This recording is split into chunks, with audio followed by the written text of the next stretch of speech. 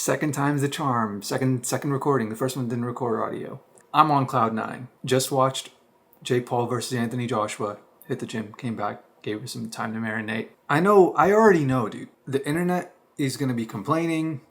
They're going to be saying all these different things. Oh, the fight was so boring and all this. I know that's the thing they're going to be saying. But I deleted Twitter from my phone, and I'm so happy that I got to see the fight for what it was without any external interference from whatever the like hive mind internet AI bots think of it, the NPCs think of it. Because like when you strip it away from all that and just watch the fight just for the fight, dude, that was so fun. Like I was actually on the edge of my seat the whole time.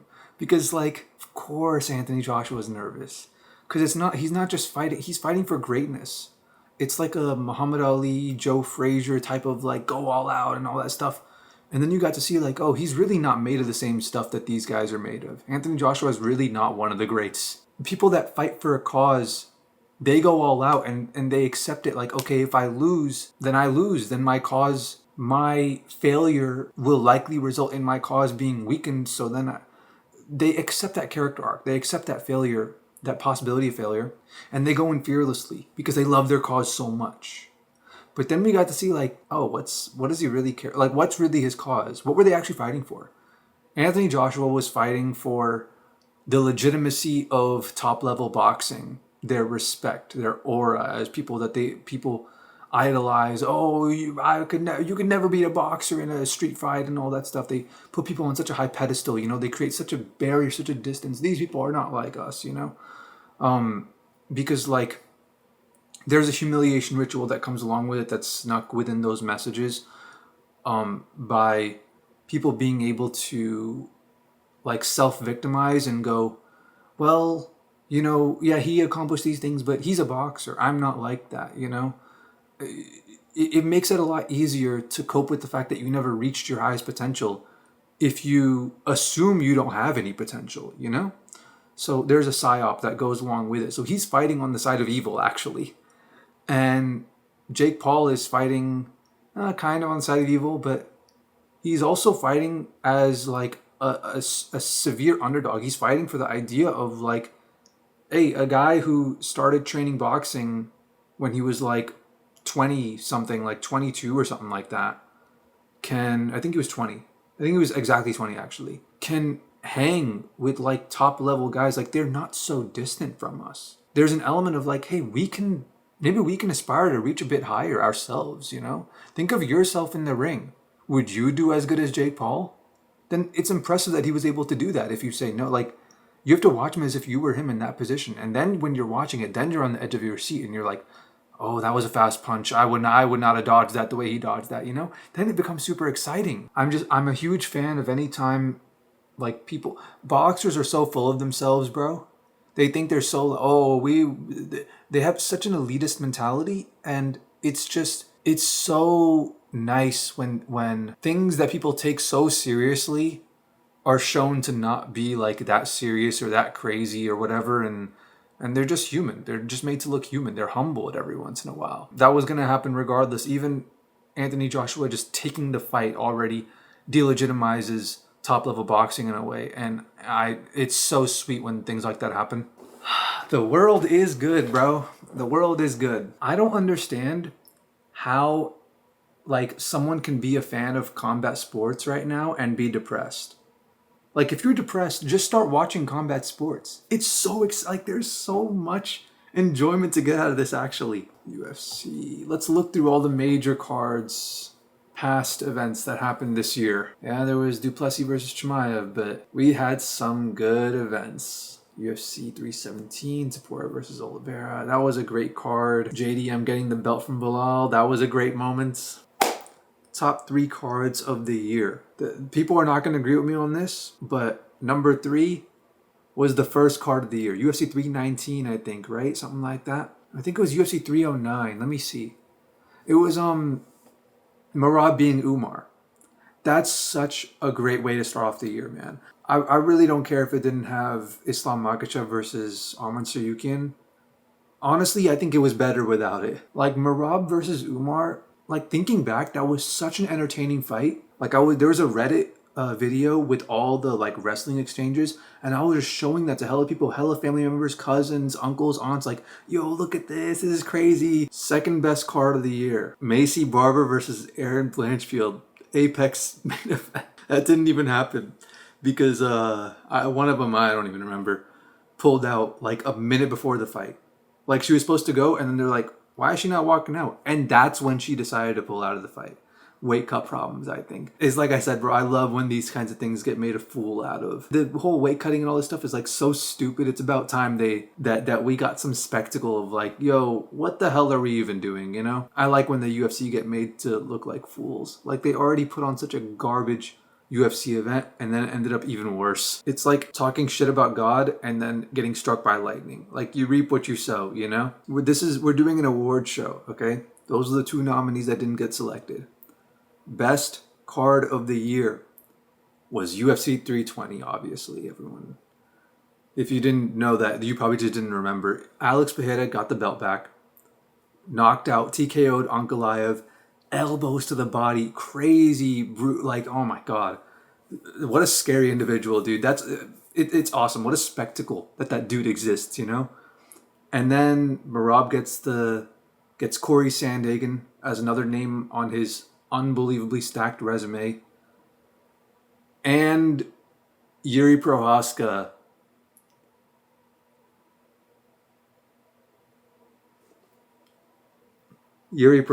puts the art back in martial arts. UFC 320 is the card of the year. Prospect of the year. Ateba Gautier is looking really good, but like that was a really cool, really weird, like crazy finish. But he came in as like a crazy favorite too, and that's obviously recency bias. But John Pork, I think, has a good case to make for prospect of the year in terms of hype. But he's not. The real prospect of the year is Quillan Salkilld, the minority slayer. The KO of the year, the nominees are, so like the honorable mention is Mauricio Hufi versus Bobby Green with the wheel kick KO. Also Quillan Salkilld had a crazy KO, but it just didn't make the cut. The runner-up is Raja Jackson versus Psycho Stu. That was a crazy KO when you actually look at it, when you think about it. Like, it was so brutal and grotesque, like the whole situation. It activates like a really animalistic part of your brain, like a fight or flight. Like, I'm like screaming at the ref, like, yo, ref, get him off of him, like, do something about it. And the ref's just like standing there, like not even knowing what to do. That was actually a crazy KO when you really look at it. And people are not going to agree with me on this.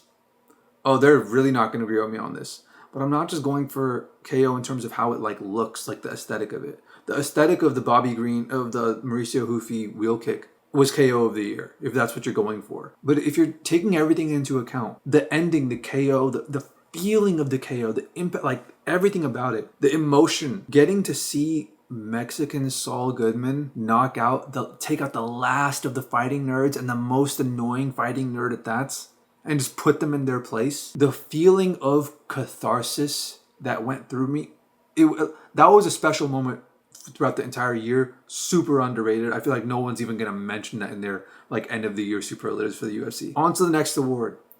Biggest loser of the year. The honorable mention is Kelvin Gastelum. That fat fucking obese tub of lard can't keep the fucking tacos out of his. The runner-up, and it's funny because Ariel Helwani last year for 2024, he put this entry that I'm about to say as the biggest winners of 2024. But the biggest loser of 2025, or not the biggest, the runner-up to the biggest loser of 2025 is the Fighting Nerds. Self-explanatory.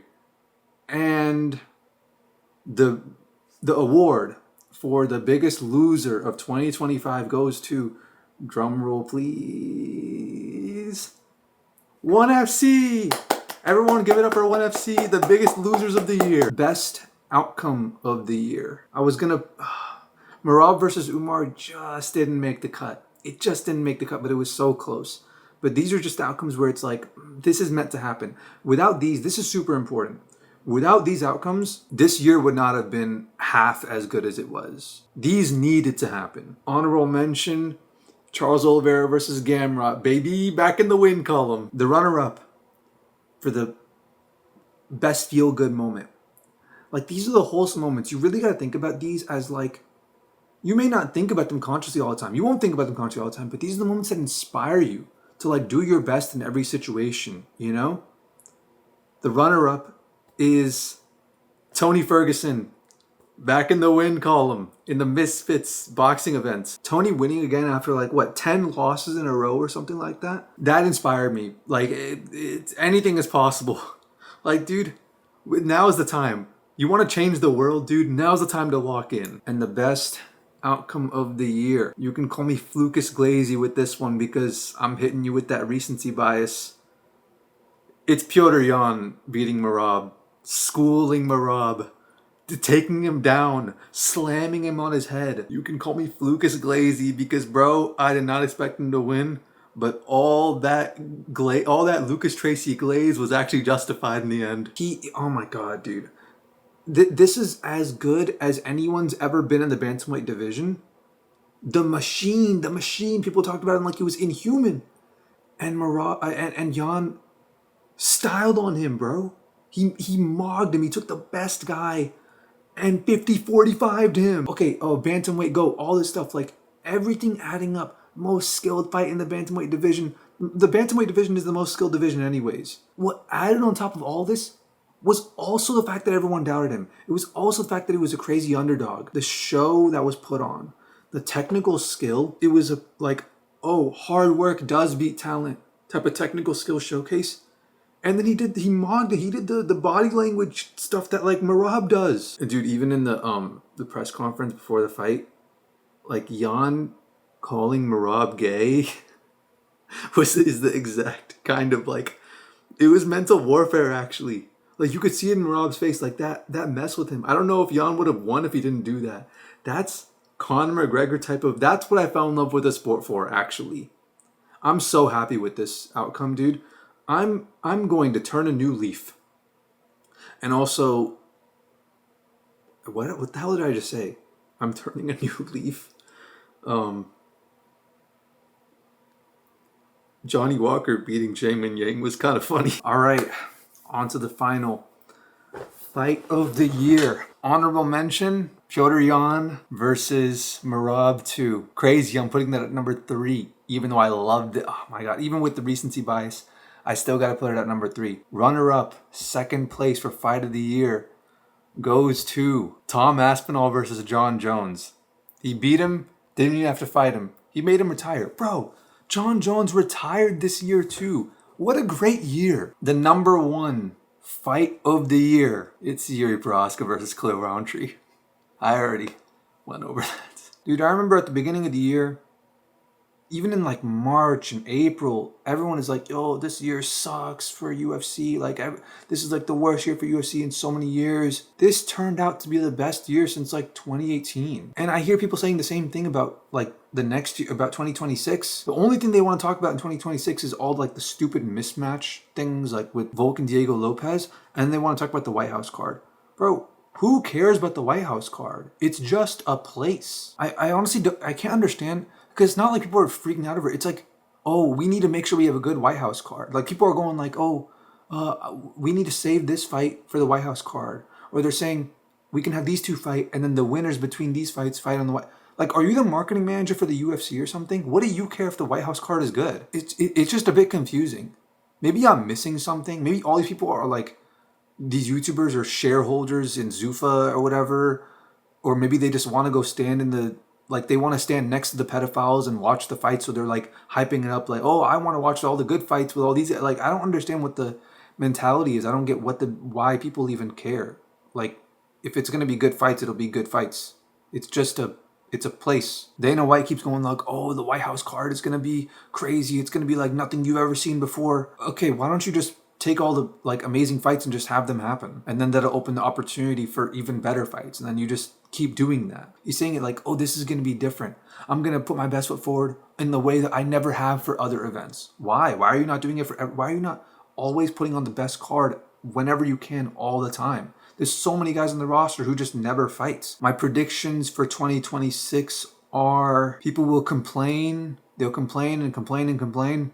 But if you stay off the internet and you just make the most of it and just enjoy the fights for what they are, it'll be a great year. It'll be a great year for combat sports, for fighting, for boxing, UFC, for all of it.